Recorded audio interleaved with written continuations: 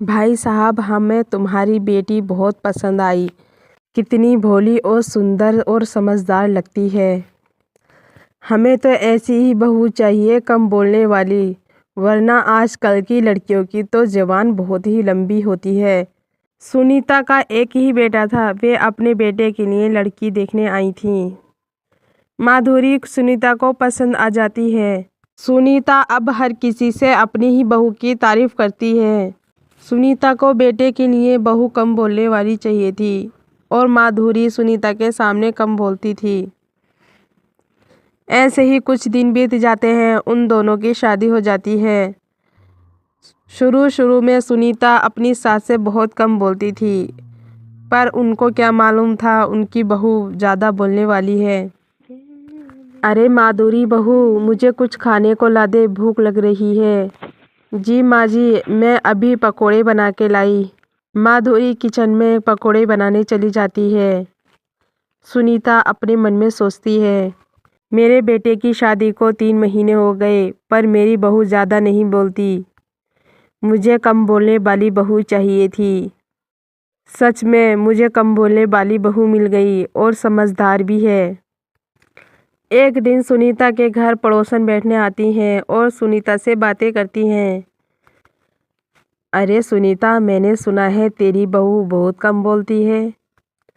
हाँ, मेरी बहू बहुत कम बोलती है। मैं ऐसी ही बहू चाह रही थी जैसे मुझे मिल गई। मुझे ज़्यादा बोलने वाली बहू बिल्कुल पसंद नहीं। देखा ना है अपने पड़ोस में उनकी बहू कितनी बोलती है। पूरे मोहल्ले में सब लोगों से लड़ती रहती है। कोई भी उसकी इज्जत नहीं करता। सावित्री बहन अपनी बहू से बहुत ज़्यादा परेशान हो गई हैं। इन लोगों को देखकर तो मेरा मन भी यही कर रहा था, कम बोलने वाली बहू लाऊंगी मैं भी। सुनीता माधुरी की तारीफ कर रही थी, तभी माधुरी आ जाती है। लो आंटी, गर्मा गर्म पकोड़े तल के लाई हूँ, खाकर बताओ पकोड़े कैसे बने हैं।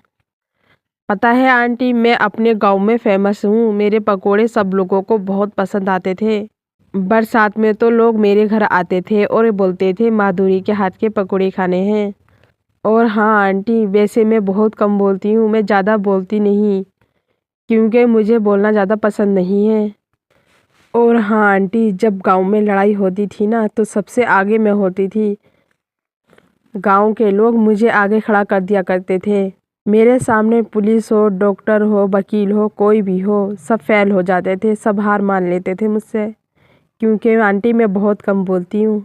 माधुरी उन आंटी से बहुत सारी बातें करती है। उसको यूँ बोलता देखकर उसकी सास बोलती है, बस कर दे बहू, और कितना बोलेगी। वैसे तो तू बोलती नहीं है, और अब देखो अगले और पिछले की सारी बातें बता रही है। हाँ बहन जी, देख लो, तुम ही कह रही थी कि मेरी बहू नहीं बोलती ज़्यादा।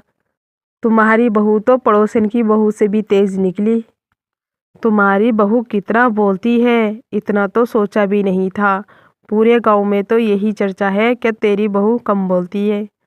वे पड़ोसन सुनीता की मजाक बनाकर चली जाती हैं।